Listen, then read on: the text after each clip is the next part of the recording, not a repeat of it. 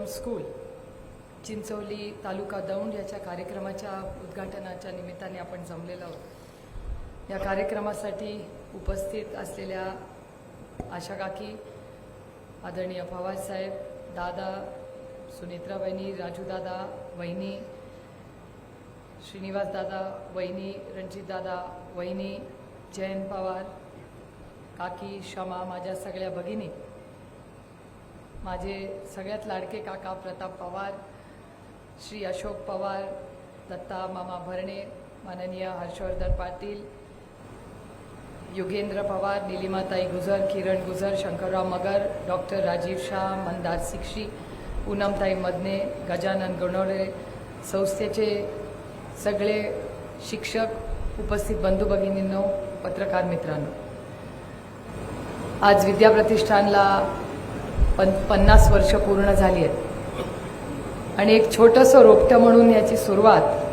5 दशकापूर्वी सुरू झाली आणि काही कुटुंबांचा उल्लेख हा करणं अतिशय महत्त्वाचं आहे।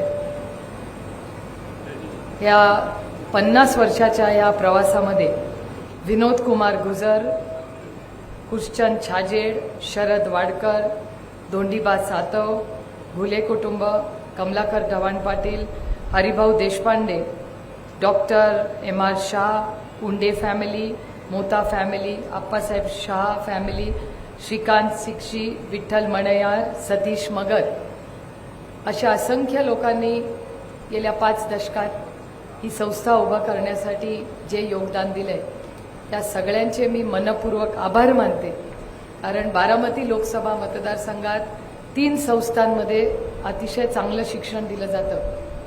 पहिली म्हणजे रयत शिक्षण संस्था, पुणे जिल्हा शिक्षक मंडळ आणि विद्या प्रतिष्ठान। आणि आज मला अभिमान वाटतो तुम्हाला सांगताना की या देशामध्ये सगळ्यात हाय परफॉर्मिंग आणि सोशल ॲम्युनिटीज ज्याच्यात शिक्षण, आरोग्य सेवा असतील त्याच्यात ह्या देशातले 5 जे लोकसभा मतदारसंघ आहेत त्याच्यापैकी बारामती लोकसभा मतदारसंघाच्या 5 मध्ये आहेत आणि याच्यात गेल्या 5 दशकात अशा असंख्य लोकांनी जी कामं केली त्याच्यामुळे आज या मतदारसंघाची एक वेगळी ओळख, आन बान आणि शान ही महाराष्ट्राच्या नाही देशाच्या राजकारणात आणि समाजकारणात आहे। आज हे संस्था बघताना असंख्य शिक्षक इथे आलेले आहेत। शाळा, वास्तू ही महत्त्वाची असतेच, पण शिक्षण आणि त्याचा केंद्रबिंदू ही शिक्षक असतो।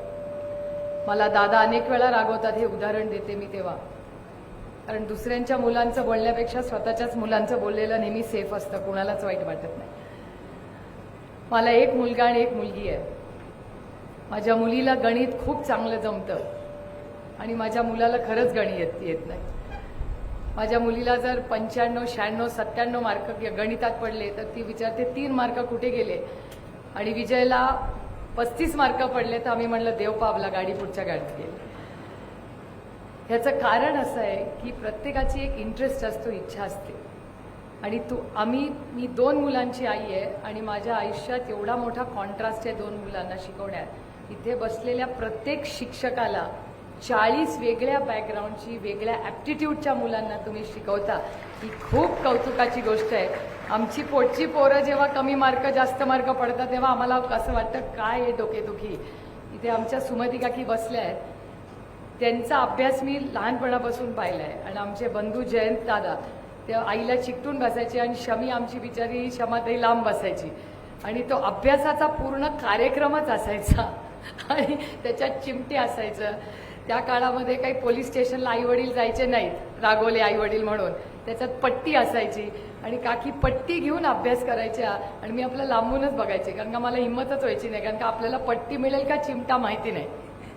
पण तो एक वेगळं कल्चर होतं त्या काळात, ह्या गोष्टी शिकवल्या जायच्या। तंत्रज्ञान नव्हतं, कम्प्युटर नव्हते, पण सगळं आई आणि आपली शिक्षक हेच त्याचा केंद्र बनतो। आज ही कितीही यंत्रणा आली, माझ्या मुलांमध्ये त्यांना शिक्षणामध्ये जेव्हा इंटरेस्ट आला, म्हणजे माझ्या मुलाला कमी मार्क जरी गणितात पडले असतील तर 10वी मध्ये त्याला मिस शाह नावाची शिक्षक आली आणि 35तून 80 करण्याचं काम जर कोणी केलं असेल ते कुठल्या तंत्रज्ञानाने केलं नाही, त्या शिक्षिकेने केलं।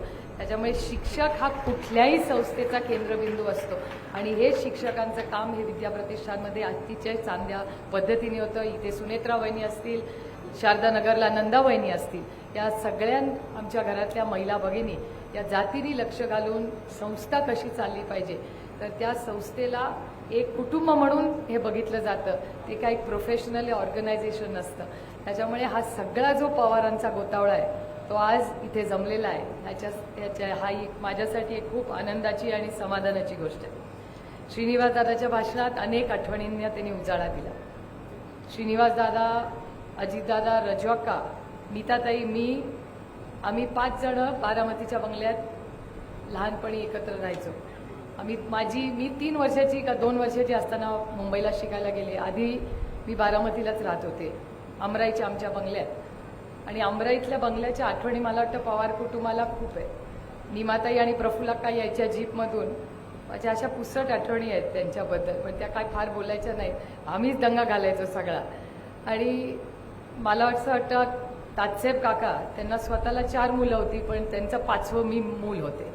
कारण जेवढे माझ्या आई वडिलांनी लाड केले नाहीत तेवढे तात्यासाहेब काकांनी माझे लाड केलेले आहेत. आणि त्याची अनेक उदाहरणं आहेत. म्हणजे मोता फॅमिलीतलं कोणी इथे आलंय का नाही मला माहिती नाही, आहेत. मोता फॅमिलीमध्ये सगळ्यात जास्त शॉपिंग पवारांच्या मुलात कुठली केलं असेल तर ते सुप्रिया पवारनी केले, सुप्रिया सुळेंनी नाही. कारण माझ्या लहानपणी ज्या फटाक्याचा उल्लेख त्या फिल्ममध्ये केला, फटाके असतील, आता माझ्या मतदार सगळ्यांना ही गोष्ट खरी आहे, लपलेली नाही आहे. 15 वर्ष तुम्ही मला जवळून पाहताय. माझ्या गाडीमध्ये नेहमी डाएट कोक असतो. तो सगळ्या माझ्या मतदारांना माहिती आहे. मला ही एक वाईट सवय आहे. त्याची सगळी स्टोरी कुठे सुरू झाली तर ती तात्यासाहेब काकांची आहे. तेव्हा डाएट कोक नव्हता, तेव्हा कोको कोला होता. आणि पवारांच्या घरात कोको कोलाच्या क्रेट जर कुणासाठी आल्या असतील तर त्या फक्त माझ्यासाठी पहिल्यांदा आल्या आणि त्या तात्यासाहेब काकांनी आणलेल्या आहेत. त्यामुळे माझ्या आयुष्यातलं कोकचं जे नातं आहे, क्षमा मावशी माझ्याकडे डोळे वटारून बघतायत की ही वाईट सवय कशी हिला लागली. पण आमचे सगळ्या सुट्ट्या असतील, शमी आणि मी वयाने जवळ 2च वर्षाचं आमच्यात अंतर आहे. प्रत्येक सुट्टीला एसटीनी कामाला काकी बसून द्यायच्या, सुमती काकी. आणि शमी आणि मी दर 2 महिने आम्ही कधी परदेशी सुट्टीला गेलो नाही. आम्ही फक्त काट्याच्या वाडीला सुट्टीला यायचो. आणि आमचा सगळ्यात चांगली गोष्ट म्हणजे आमच्या सगळ्यात आवडता मेनू कुठला होता, तो आशा काकींचे मलिदाचे लाडू. मला नाही वाटत जगात कोणीही तसे मलिदाचे लाडू आजही करू शकता. आमच्या वहिनी प्रयत्न करतात पण त्यांना काही जमत नाही ते. पण या सगळ्या जुन्या आठवणी, ह्या आमचं लहानपण. आणि माझं भाग्य की आमच्या लहानपणी ना आयपॅड होता, ना टेक्नॉलॉजी होती, ना TV होता. त्याच्यामुळे एकामेकाबरोबर पत्ते खेळणे, पत्ते, भेंड्या आणि तात्यासाहेब काकांनी केलेले आमचे लाड, हे सगळे या काळात होते. आणि आणखीन एक तात्यासाहेब काकांचे 2 आठवणी मी सांगून माझं भाषण संपवणार आहे. आज माझ्या सगळ्यात मोठ्या काकी नाही आहेत. मी त्यांनाही आई म्हणायची आणि माझ्या आईलाही आई म्हणायची. आणि मी जेव्हा शाळेत जायची तेव्हा लोक म्हणायचे, तुला 2 आई कशा आहेत? ती म्हणायची, ती माझी मोठी आई आणि ही माझी छोटी आई आहे. ती म्हणायची, नाही आई एकच असते. मग मी घरी येऊन म्हणायची, सगळ्यांना एकच आई आहे, मला 2 आई आहे असं कसं? पण माझ्या मोठ्या काकी रजनी इंदुरकरांच्या आई, त्या आणि माझी आई जेव्हा स्वयंपाकघरात असायच्या, तात्यासाहेब काकांची मोटरसायकल आली की त्यांना माहिती असायचं की मी 1 किंवा 1.25 वर्षाची होते. तेव्हा तात्यासाहेब काका कुणालाही विचारायचे नाही, तो काल वेगळा होता, कुंती आहे तुझ्यासाठी आहे. की आम्हाला कोणीही विचारायचं, म्हणजे माझ्या आईला विचारायचं नाही की सुप्रियाला घेऊन जाऊ का नको जाऊ का काय. तात्यासाहेब काका मला मी 1.25 वर्षाची होते, त्यांच्या मोटरसायकलवर बिना हेल्मेटचं मला काठेच्या वाडीला घेऊन जायचे. परत किती वाजता येणार माहिती नाही, काय खाल्लं की नाही माहिती नाही. आणि सकाळी घेऊन जायचे आणि त्यांचं समाधान झाल्यावर संध्याकाळी ते घेऊन यायचे. माझ्या आईला माहिती नसायचं की माझं 1 वर्षाचं मूल कुठे गेलंय, पण ते इतका प्रेम आणि विश्वास तेव्हा होतो. म्हणून मी सांगते, माझ्या वडिलांनी जेवढं माझं केलं नाही तेवढं तात्यासाहेब काकांनी माझं केलं. आणि एकदा तर ते आमच्याकडे मुंबईला खूप वेळा राहायला यायचे.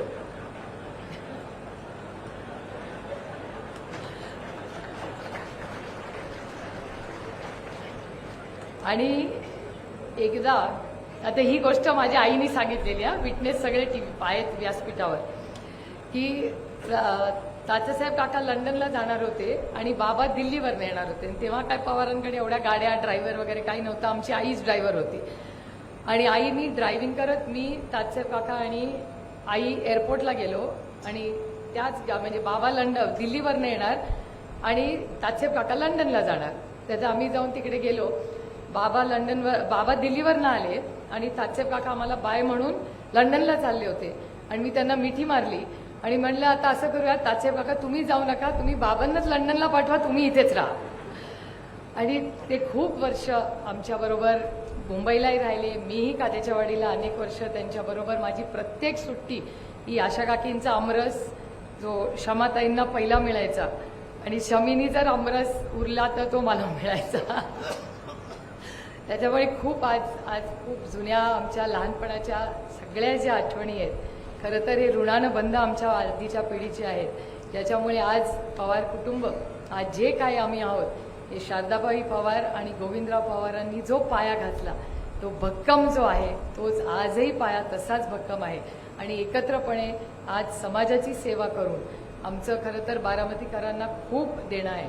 कारण आमच्या कुटुंबाची काय ओळख होती, काद्याच्या वाडीचं एक छोटंसं शेतकऱ्यांचं कुटुंब आणि ह्या कुटुंबाच्या माध्यमातून आज बारामतीमध्ये पवारांची ओळख आहेच, पण भारताच्या राजकारणात आणि समाजकारणात आज एक वेगळी ओळख झालेली आहे. आणि गंमत म्हणून तुम्हाला एक गोष्ट सांगते की कर्नाटकाचं इलेक्शन चाललं होतं आणि पवारांच्या घरात एक गोष्ट चालली होती आणि तेव्हा 4 दिवस प्रधानमंत्र्यांचा दौरा चॅनलनी दाखवला नाही, पण पवारांच्या घरात जे काय चाललं होतं तेच तिथे चाललं होतं. चव्हाण सेंटर जास्त दिसत होतं. आणि त्यानंतर 4 दिवसांनी असं झालं की त्या स्टोरीज म्हणजे हे मला भारतीय जनता पक्षाचं माझं फ्रेंड सर्कल सांगतं की आम्ही 4 दिवस प्रचार करत होतो कर्नाटकाच्या इलेक्शनचा आणि आमची काहीच विजिबिलिटी नव्हती आणि या कुटुंबाची सगळ्या चॅनल्सवर काश्मीर टू कन्याकुमारीच विजिबिलिटी होती. त्याच्यामुळे या कुटुंबात काहीतरी गंमत असेलच ना, त्याच्याशिवाय काय एवढे येतात. पण आमचं प्रेम, आमची नाती, आमची ऋणानं बंध. आणि म्हणून मी सारखी सांगते की बारामतीच्या लोकांनी गेले 5-6 दशकं, आणि बारामती म्हणजे फक्त बारामती नाही, दौंड, इंदापूर, पुरंदर, भोल, वेल्हा, मुळशी सगळेच. आणि मी तर सदानंद आणि रेवती विजयवर जेवढी राहत नाही तेवढी ह्या सगळ्यांबरोबर गेल्या 15 वर्षात राहिलेले आहेत. त्याच्यामुळे माझ्या मनात नेहमी तुमच्या सगळ्यांबद्दल प्रेम, आदर हे नेहमी राहील. कारण तुम्ही सगळ्यांनी माझ्याची एक वेगळी ओळख सुप्रिया सुळेची महाराष्ट्रात आणि भारतात करून दिली, त्याबद्दल मी तुमच्या सगळ्यांसमोर नतमस्तक होऊन तुमच्या सगळ्यांचे मनपूर्वक आभार मानते. आणि सातत्याने माझं सामाजिक आणि राजकीय काम हे महाराष्ट्राच्या जनतेच्या सेवेसाठी आणि दिल्लीच्या सगळ्या पार्लमेंटमध्ये आपल्या मतदारसंघाची एक वेगळी ओळख करून त्याच्यात सातत्य ठेवण्याचा प्रांजळ प्रयत्न मी नक्कीच करीन. पुन्हा एकदा सगळ्यांचे मनपूर्वक आभार मानते. या विद्याप्रतिष्ठानमधले ज्यांनी योगदान दिलंय त्यांच्यापुढे नतमस्तक होऊन त्यांच्यापासून सगळ्या शिक्षकांचे मनपूर्वक आभार मानून आपली रजा घेते. जय हिंद, जय महाराष्ट्र, जय आघाडी. धन्यवाद. लोकशाही मराठी ऐका, पहा, जागरूक रहा.